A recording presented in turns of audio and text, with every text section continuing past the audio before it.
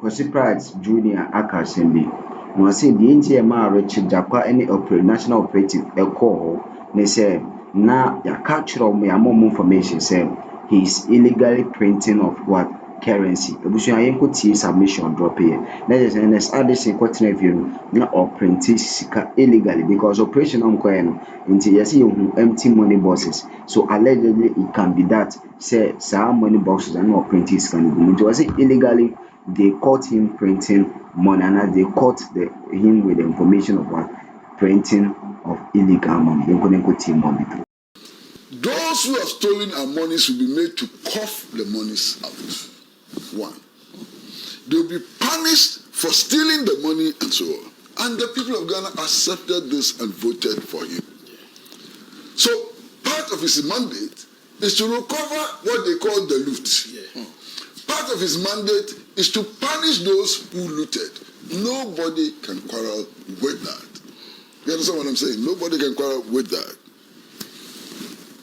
But then everybody expects that some important principles of law should be upheld. And one of the most important principles of law is that every and anybody must be presumed to be innocent until convicted by not just a court, but a competent court. You understand what I mean? And this is a principle all of us must respect. This is a principle all of us must uphold. Okay? So it is important that even those who are suspected of having committed crime should be made to enjoy their full rights as citizens until convicted by a competent court. It's an important principle that we cannot play with at all. You understand?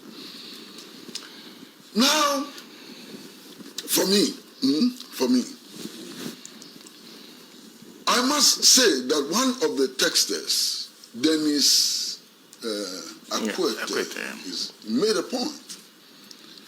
And Dennis, I salute you. You understand? I fully agree with you. Sometimes the aesthetics of cases become more important than the substance. You understand? And at the center of all of these so-called raids, searches, and so on, is this personality called Jakwa. I have nothing against Jakwa. He may be doing his work as assigned to him by his superiors and so on. You understand? But we cannot forget that just a few months ago, he was in court being tried. And we remember the tape recordings and all of those things and so on. All of those things color his actions today. You can't take those things out. So sometimes it is so easy for people to assume that this is vengeance, payback time. It may not be the case. It may not be the case, but I'm talking about the aesthetics. So therefore, I agree with Dennis Akwete that if things must be done and so on, why must it be done under the leadership of what is his name? Jakwa. Why? Somebody must explain. Because it seems to me that they are not paying attention to the aesthetics. They are not. Nobody is paying attention to the aesthetics. But the aesthetics are as important and valuable as substance in these matters. You understand? So that's part of the problem. Now, I'm sitting back and I'm wondering, I'm really wondering, Sana, Bank of Ghana, you say his name is Ernest Addison. Yes. If any government, any serious prosecution authority wants to investigate Ernest Addison and prosecute him, do you have to search his house? Tell me, do you have to search his house? No. Because what we were told, and I'm not saying it, what we were told was that he illegally printed currency illegally printed currency.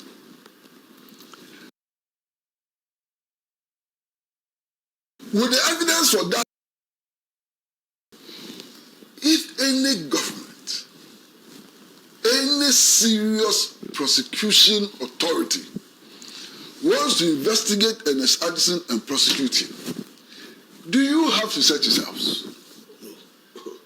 Tell me, do you have to search his house? No. Because what we were told, and I'm not saying it, what we were told was that he illegally printed currency. Illegally printed currency. Will the evidence for that be found in his house? No. We were told that he took certain actions which led to substantial financial loss to the state because it was without parliamentary approval.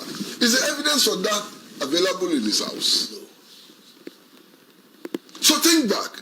All the things that were said about Ernest Addison, you think he cannot be prosecuted without going to his house? So this going to his house, what was it meant to find? I don't know. Yeah. Maybe they have answers, but I don't know. Nobody knows. The only people who know may be in national security. You understand? Maybe in the Attorney General's office and so on. I wish that these investigations be carried out in the most transparent manner. In a manner which does not give the targets of investigations and so on some high moral grounds, to turn around and to do some of the things that we are hearing and seeing today. Let these investigations be based on law. Let the rights of the accused be respected. And let convictions take place and nobody would have anything to do with that. You understand? Now, look, MPP. Everybody knows what is happening in the MPP today. Yeah. Leading member of the party is here. Former member of parliament is here. Everybody knows what is happening in the MPP. Okay. If the MPP actually thinks that the way forward is what Afenyo Makin is doing, God bless them. If the MPP really thinks that the way forward lies in numerous press conferences of no substance, God bless them. Because what is happening in the MPP is a really substantial movement leading to the establishment of the true values of the party. Yeah. It's the true values of the party which is in contention. Yeah. You understand? And until that is resolved, this noise making, sometimes childish in the extreme, would not help anybody. It will not help them. It will not help the country. It will not help anybody. What is my position? My true position is this. No citizen is above the law. What you also imply is that no citizen is under the law. I mean, all of us have to be treated with equal, irrespective of our party affiliation and so on. All of us, let all of us, and I was wrong. Every citizen should be under the law, not above the law. So let all of us be treated, under the law and not above. It should work. You understand? It should work. The manner in which that office was being created, it was only going to lead to chaos. But nobody listened. Because one, the NDC members of parliament did not want to oppose the process so that they would be thought of as persons who didn't want accountability. So they went along.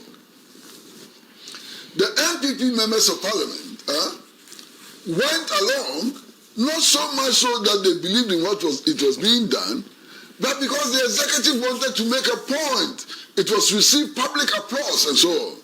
So we established the Office of Special Prosecutor, pretending that it was an independent institution, when the Constitution says very clearly that the power to prosecute is vested in the Attorney General. That has not changed. Every other law is supposed to be in the Special Prosecutor and pretending that it's an independent institution and so on. One of the reasons why they claimed that we needed to establish the Office of Special Prosecutor was that the Attorney General was appointed by the President. Who appoints the Special Prosecutor? The President. Did we go or did we come? I mean, sometimes you can't believe what we do to ourselves. So we established this Office of Special Prosecutor. And in the beginning, there was so much euphoria and so on. Not so much in the office, but in the person who was going to occupy the office. Because the person who was going to occupy the office was an NDC person or had been associated with the NDC and so on, had actually become vice presidential candidate of the NDC at one point. Yes. So people in the NPP were happy to say, their own man is the one who is going to be dealing with them and so on. You lie? I lied? No, they were so happy. That was the whole point. Today, I'm sure that there are people in the NDC who are also so very happy. And you know what they are saying? Oh, we didn't appoint him. Oh. It is their own appointee who is dealing with them. And so on. Should we run a country like this? Should we run a nation like this? I am not so sure. I think we should clean up. If yes, you understand? But if it's been granted,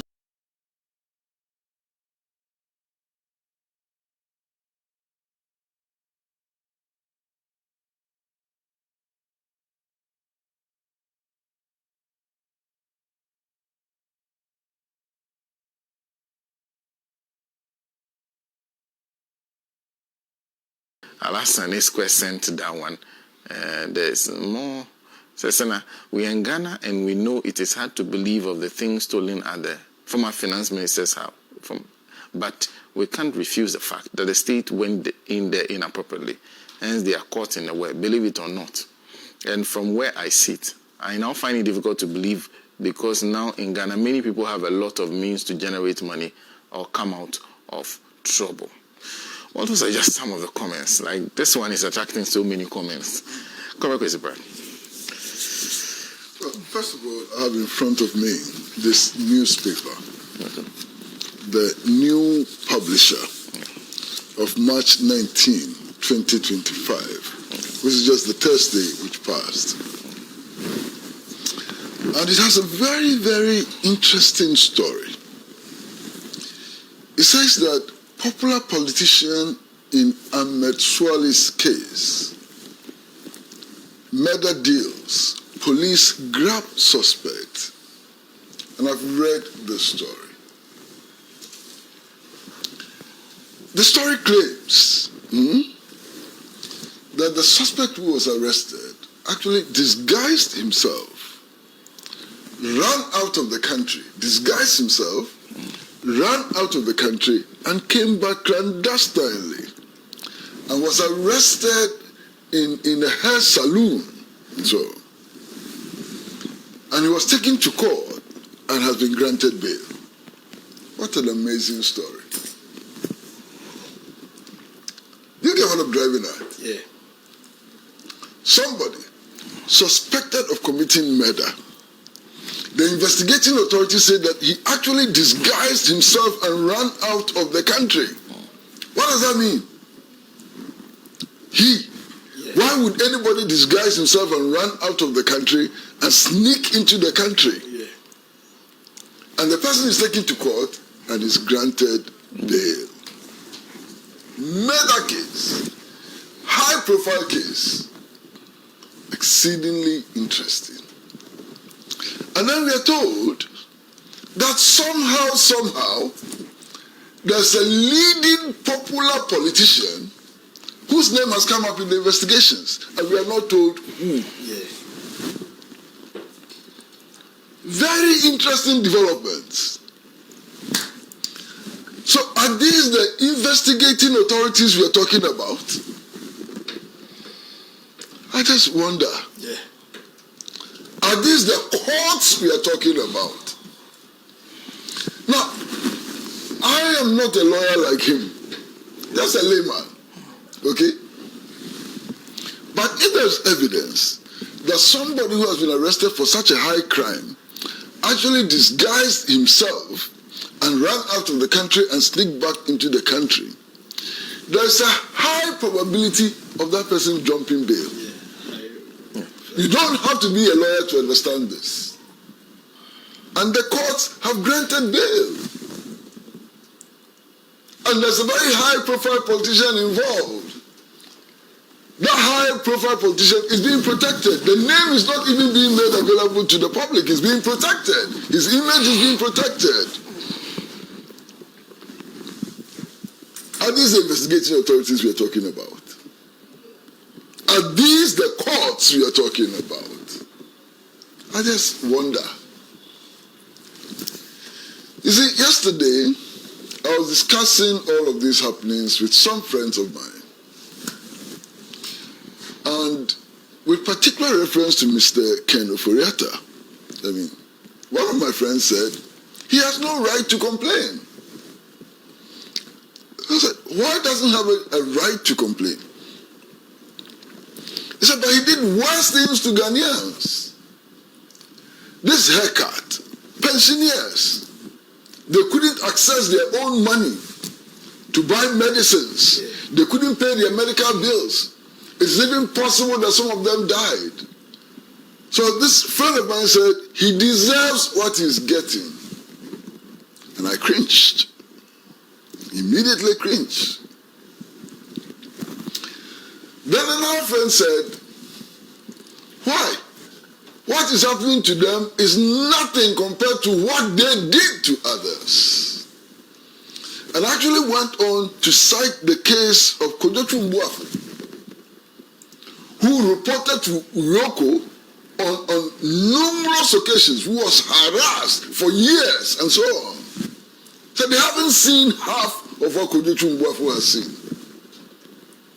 And then I remembered the case of my own very good friend, Mr. Atuahoy. He has never told the story publicly. Massa, Mr. Atuahoy, what happened to him? I mean, the investigating officers became his virtual home. He was always there. Tens of times, scores of times. I mean, he had no time to do any other thing. Wakes up in the morning, dresses up, and reports. And is questioned, and so on.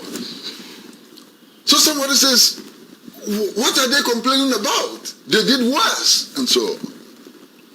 But you see, I listened to all of this carefully.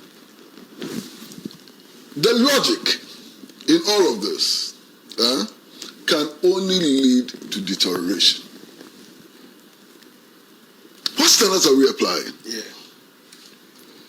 If what they did to Chumbuafu was wrong, should it be done to somebody else? No. Even if it doesn't meet that threshold. If what they did to Mr. Atuahoy was not acceptable, should it be done to somebody else? These are important questions that we should ask and answer. Because it will help all of us grow up. Yes, it is true that the haircut, which was introduced by Mr. Ken Oforiatta, caused havoc. Actually forced a former Chief Justice onto the streets to protest, to demonstrate. Unprecedented in our history. Subscribe, share, never comment, share. Daily updates we give you the best. Subscribe and share. Na comment, share. Media na sana. Misha, Kesi.